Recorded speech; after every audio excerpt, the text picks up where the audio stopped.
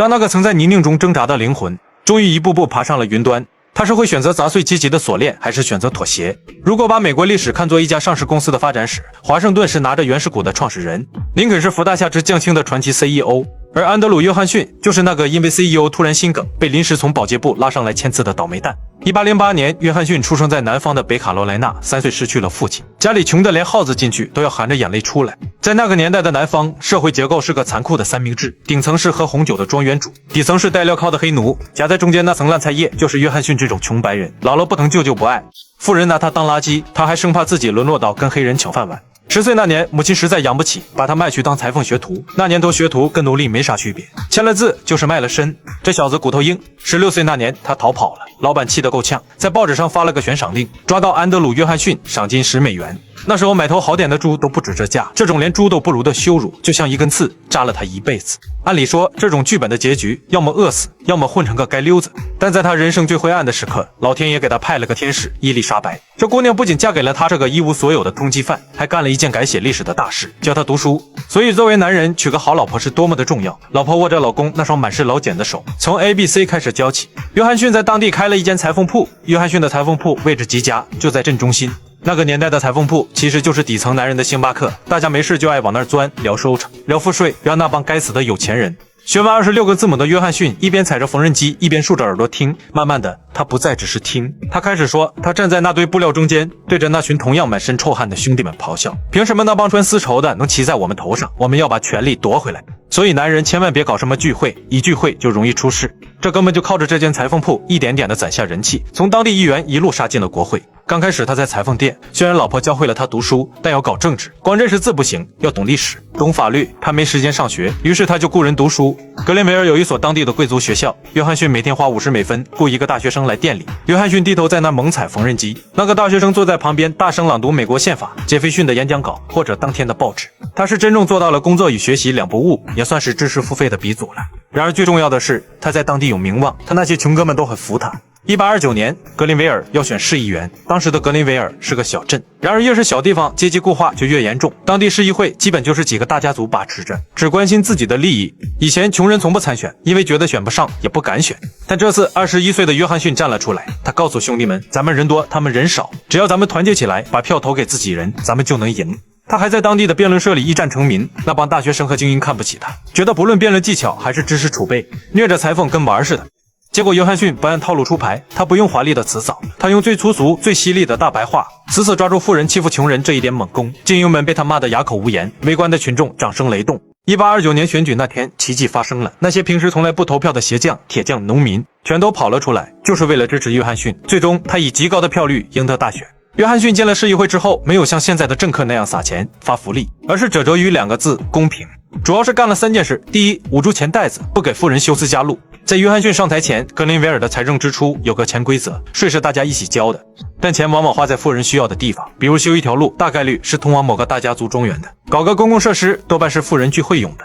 约翰逊上台后，他告诉所有人，这笔钱如果是为了方便全镇人，我批；如果是为了方便那几个老爷，门都没。约翰逊通过疯狂削减那些面子工程和贵族特供工程，硬是把市政开支压到了最低。对于一个正在攒钱买工具的铁匠或者刚够温饱的鞋匠来说，不乱花他们的税钱就是最大的德政。第二件事，约翰逊开始对知识垄断开炮。格林维尔镇上有一所格林维尔学院，这学校名义上是公立的，其实是当地权贵的后花园，学费贵得要死，穷人孩子根本上不起，而且学校里教的东西全是那种只有绅士才懂的拉丁文、希腊语。约翰逊虽然没上过学，但他看得很透，这不仅是学校，这是阶级壁垒。他在市议会里跟这帮学院派死磕，他对这家学校进行严厉的审查，看看这家学校有没有乱花市里拨的款，同时呼吁学校教点有用的，别光整些花里胡哨的，让平民孩子真正学以致用。虽然他在市议员任上没能彻底改变教育体系，因为这需要更高级别的权利，但他这种敢为老百姓发声的行为，让当地民众对他是更为的敬佩。第3件事，他要真正的提高手艺人的地位。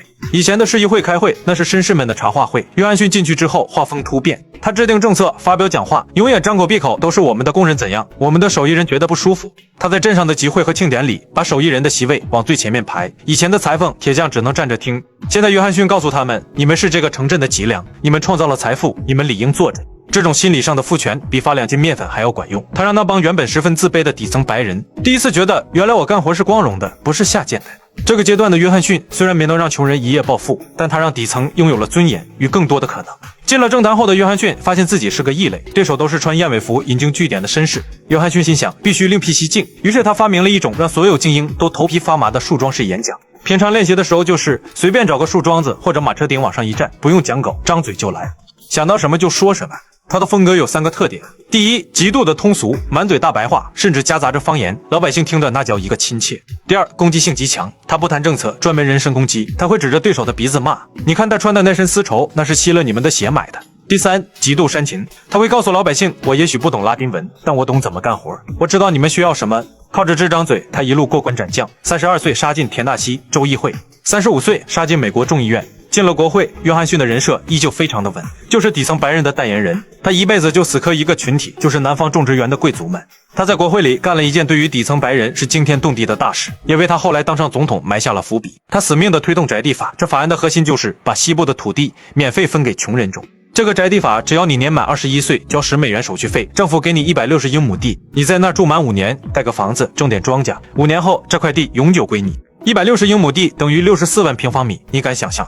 南方的大种植园主是恨死了这个法案。如果穷白人都有了地，谁还来给我们当打手？谁还听我们的话？贵族们想把西部变成大种植园，继续用黑奴种棉花，而约翰逊想把西部变成无数个小农场，让穷白人翻身做主。为此，他在国会里跟南方大佬们互喷了整整10年，一见面就使出独家绝技，不骂到你抱头鼠窜不罢休。约翰逊在众议院当了10年喷子之后，把南方贵族们是喷的生活不能自理。1852年，田纳西的那帮贵族老爷们实在受不了他，他们干不过约翰逊的选票，就玩阴的。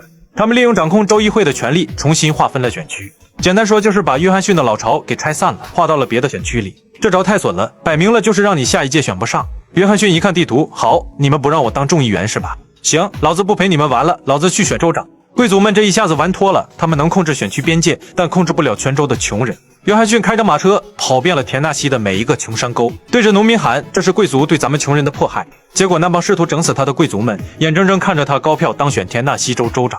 当了2届州长后，1857年，约翰逊再次杀回华盛顿，这次他坐进了参议院，这是美国权力的核心俱乐部。紧接着1860年，林肯当选总统，南北战争爆发，这是约翰逊人生中最重要的豪赌时刻。南方各州纷纷宣布独立，田纳西也反了。南方的参议员们集体收拾行李，甚至在国会发表告别演说，然后大摇大摆地回南方去当开国元勋。只有安德鲁·约翰逊没动，他是唯一一个来自南方叛乱州却死赖在北方国会不走的参议员。为此，他在南方成了人人喊打的走狗，家里的财产被没收，老婆孩子被赶出家门。他在南方的肖像被烧毁，但在北方，他成了超级英雄。林肯看着这个孤独的南方人，心里想：这人虽然是个讨厌的民主党，但他这骨头是真硬。这就是命，也是他的选择。如果他当时随大流回了南方，历史上就多了一个无名的南方政客，但他留了下来，就成了统战价值最高的一个。1862年，北军打下了田纳西，林肯需要一个人去管这块烂摊子，这个人自然就是约翰逊。林肯任命他为田纳西军事总督，还得了个准将的军衔。当年那个被贵族们画圈圈赶走的穷裁缝，现在带着北方的军队杀回来了。回到田纳西的约翰逊就像打了鸡血一般，十分的有干劲。现实没收贵族们的财产，把那些看着不顺眼的老爷们抓进监狱。他对当地的市长说：“以前你们踩在我头上，现在我就是法律。”这段土皇帝的经历让他极度膨胀，也让他坚信只要手里有权，就能把贵族踩在脚下。1864年，林肯要连任，这仗打得太惨，北方人也有怨言，林肯需要一个吉祥物来证明这场战争的正义性。这个人自然就是约翰逊。林肯告诉大家：“你看，这不是北方欺负南方，连南方的政客都支持我，这就证明我是对的。”于是林肯踢掉了原来的副总统，选中了约翰逊做搭档。然而就在林肯当选40天后，1865年4月14日，福特剧院的一声枪响，林肯倒下了。第二天清晨，还在宿醉中头痛欲裂的约翰逊，别人叫醒，然后告诉他：“你现在就是美利坚合众国的总统了。”约翰逊接手的是一个刚刚打完架、满地碎玻璃的家。大家都以为这个恨透了南方贵族的穷裁缝会像一个严厉的继父一样，拿着鞭子狠狠抽那帮叛逆的南方佬。但他变了，他不仅没抽，反而把鞭子递给了南方佬，让他们去抽刚刚获得自由的黑人。刚上任那会儿，北方激进派高兴坏了，他们想约翰逊是咱们的人啊，他恨死南方那帮庄园主了，肯定会把他们挂路灯。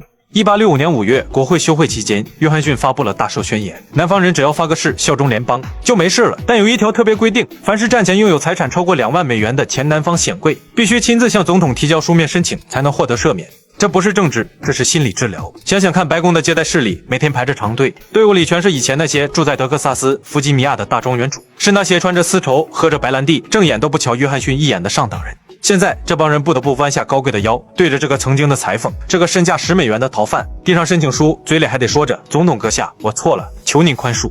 那一刻，约翰逊那颗自卑了50年的心得到了极大的抚慰。他就像个暴发户，看着以前看不起他的女神，现在求他办事，心里爽翻了。只要你肯低头，我就肯放手。而这后果是灾难性的。第一，南方各州火速建立了新政府，掌权的还是原来那帮叛乱分子，昨天还是有罪之人，今天就堂而皇之的当选了联邦的参议员。第二，这帮人一回来，立马制定了黑人法典。法典主要2条，一个是黑人必须有工作证明，否则就当流浪汉抓起来做苦力。另一个是黑人不能拥有土地，不能当陪审员。此时激进派的共和党人一看南方居然玩这出，肺都气炸了，合着我们打了4年仗，死了60万人，就是为了让你跟这帮叛徒搞联欢。于是史诗级的府院互撕开始了，这是一场白宫与国会的大乱斗。首先第一回合，国会通过了1866年民权法案，宣布黑人是公民，享有平等权利。约翰逊否决，理由是这是给黑人特权，在歧视白人。第二回合，国会要延长自由民局的期限，给黑人发救济、办学校。约翰逊否决，理由是花联邦的钱养懒人，不行。第三回合，国会看总统这么疯，怕以后法律被推翻，直接提交日后著名的第14修正案，对宪法进行修改，赋予黑人公民权。约翰逊就号召南方各州拒绝批准。他这是在跟历史的车轮对着干。如果是别的总统，看到国会这么强势，可能会妥协，但对于约翰逊来说，是妥协不了一点。他甚至搞了一次环美巡回演讲，他坐着火车去各地骂国会，结果因为脾气太臭，经常跟底下的观众对骂。美国人看着这个满嘴脏话跟流氓一样的总统，最终在1866年中期选举共和党大胜，拿到了国会2/3的席位。这意味着什么？意味着约翰逊的否决权失效了，国会只要再投一次票，就能把他的否决给否决了，他成了一个光杆司令。所以中期选举对于一个美国总统来说极为重要，虽然输了不会下台，但是会变得举步维艰。到了1868年，国会这帮人杀红了眼，他们觉得约翰逊不仅是绊脚石，简直是毒瘤，必须切除。他们给约翰逊挖了个坑，这个坑叫官职任期法。法律规定，总统想解雇内阁成员，必须经过参议院同意，这是赤裸裸的夺权。约翰逊果然中计，他收购了那个总是跟他作对的陆军部长斯坦顿，直接发信你被解雇了。国会狂喜，终于抓到你把柄了，违法弹劾。1868年3月，美国众议院以126票对47票通过了弹劾总统的决议。要想把总统赶下台，需要参议院2/3的多数票，也就是36票。而当时共和党有40多人，按理说约翰逊死定了，但是有几个共和党参议员犹豫了，他们讨厌约翰逊，但他们更害怕一个后果，如果因为政治分歧就能随便废掉总统，那以后美国就变成国会独揽大权，这个三权分立不就完了。最终35票有罪，19票无罪，只差1票保住了约翰逊的位子，但也宣告了约翰逊的政治生命彻底结束，剩下的几个月他就是个活死人。就在大家忙着吵架、弹劾、互相骂娘的间隙，约翰逊干了这辈子最漂亮也最被误解的一件事。1867年，国务卿希华德跑来说，俄国人想把阿拉斯加卖了，720万美元。那时候美国刚打完仗，穷得叮当响，而且国会恨不得掐死约翰逊政府。但这回约翰逊那农民的直觉爆发了。他不懂什么地缘战略，但他懂买地，在他眼里，地就是命根子。这么大一块地，才卖这么点钱，买砸锅卖铁也要买。国会那边本来想否决，但俄国驻美公使到处送礼，再加上大家都觉得，看在俄国内战时支持我们的份上，当花钱买个朋友吧。当时报纸上全是嘲讽的漫画，画着约翰逊抱着一块大冰块瑟瑟发抖。谁也没想到，几十年后，这块冰疙瘩里冒出了石油，挖出了金子。1865年，那是美国重塑灵魂的最好时机。南方被打服了，北方团结一致。如果那时候有一个像林肯那样有远见的人，美国种族问题的毒瘤或许能被彻底切除。但约翰逊把手术刀扔了，还给伤口撒了把盐。北方付出了60万条生命，打赢了内战，但约翰逊让这一切变得毫无意义。因为他的纵容，南方虽然在军事上输了，但在政治和文化上赢回了控制权。黑人为了这一张真正的平等票，不得不从1865年硬生生等到了1964年，这中间的100年全是血泪。当年林肯和激进派本来有个计划，叫40英亩地和1头骡子，意思是把南方种植园主的土地没收，分给黑人，让他们有恒产。这不仅是赔偿，这是原始积累。但约翰逊动用总统权力，把这些已经分下去或者准备分的土地全部强行收回，还给了那些刚刚发誓效忠的南方庄园主。他把黑人从土地上赶走，逼他们去签那个吃人的谷物分成契约。当白人祖先在宅地法里免费拿地传给孙子，变成大农场，变成房地产，变成送孩子上哈佛的学费时，黑人的祖先在还债，在做佃农，在赤贫中挣扎。今天的美国，白人家庭的平均净资产是黑人家庭的10倍。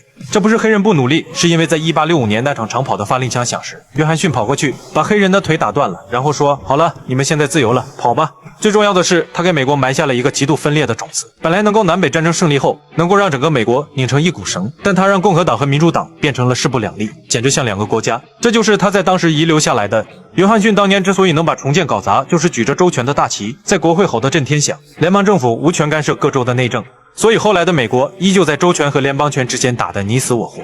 安德鲁·约翰逊不是魔鬼，也不是圣人，他只是一个被放在了错误位置上的普通人。他有着底层人最顽强的生命力，也有着最致命的局限性。林肯一开始也是个白人至上主义者，但在血与火的洗礼中，他看到了黑人眼里的泪水和渴望。他最终明白，如果黑人不自由，白人的自由也是虚伪的。如果这个国家允许一个人把锁链套在另一个人脖子上，那么那条锁链的另一端必然锁着那个手拿锁链的人。而约翰逊不懂，他恨富人是因为他们有钱，他以为只要踩在黑人头上，穷白人就能站得更高。约翰逊犯下的最大罪行是在美国的无产阶级之间打入了一根名为种族主义的楔子。马克思有一句名言，只要黑人的皮肤上还留着烙印，白人劳动者就不可能获得解放。后来的美国总统林登·约翰逊也说道，如果你能让最底层的白人相信他比最优秀的黑人都要优越，他就不会注意到你正在掏他的口袋。